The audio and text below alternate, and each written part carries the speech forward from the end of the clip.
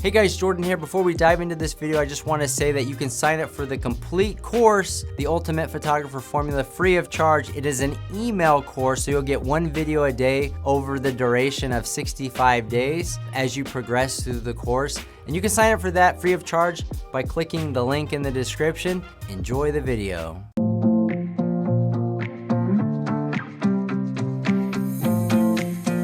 Hey guys, for those that are new to shooting with cameras, we want to go over the three main camera settings so that you have a basic understanding of how they work. These three settings are aperture, ISO, and shutter speed. Understanding these three settings and how they can affect your photos is extremely important, so make sure to pay close attention as we go over each of these camera settings. Also, we encourage you to seek out additional resources on this topic to get an even better understanding. This might be one topic that you'll need to watch multiple videos on before it makes perfect sense.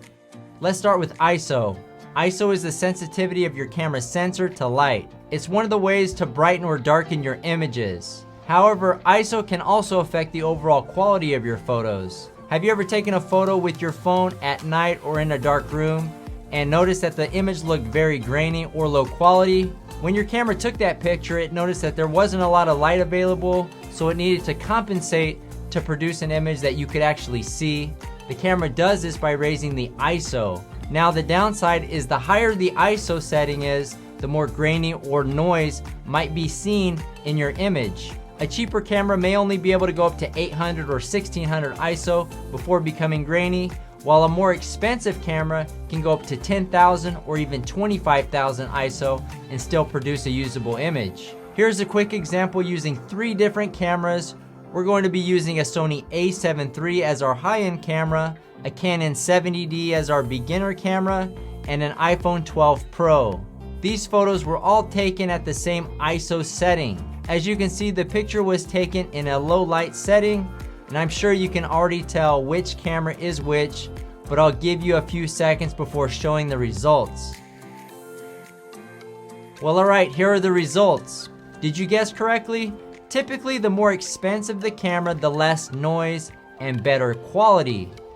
It's also important to know that the sensor and pixel size does have an impact on noise, and this is why the high-end camera usually has bigger sensors and performs better in low light, because more light can hit the bigger sensor. Now, this doesn't mean that you need to go out and buy the most expensive camera. As a real estate photographer, most of the shots you will do will be during the daytime or around sunset, so you won't have to worry about using super high ISO settings very often. So simply put, the higher the ISO number, the higher the likelihood of having grain introduced into your image, especially in the shadows.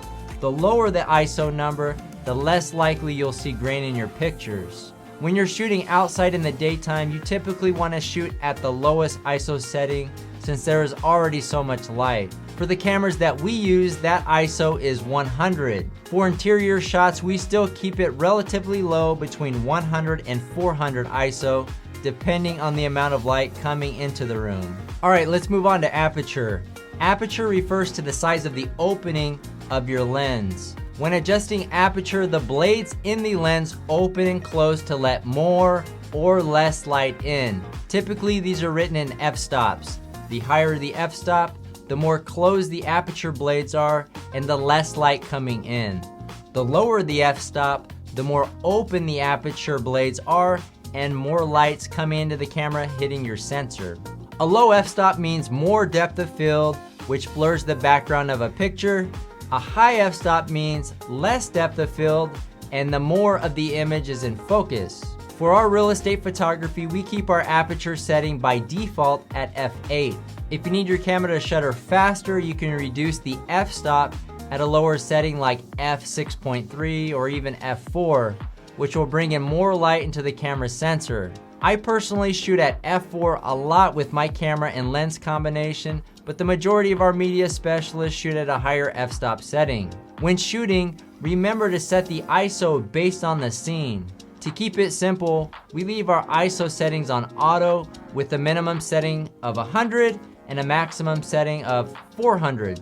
For real estate photography, use f8 to avoid any depth of field issues. If there is a mountain view in the distance, you may want to bump up your f-stop so more of the image is in focus.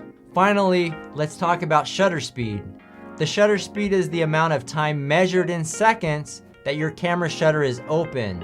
With shutter speed, you'll see a number of 1/50, 1/100, 1/250, up to 1/8000 or beyond, depending on your camera. It is also possible to slow your shutter speed down to 1, 5, 10, or even 30 seconds.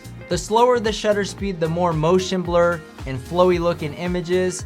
The faster the shutter speed, the less motion blur from moving objects like cars, sports, and people running.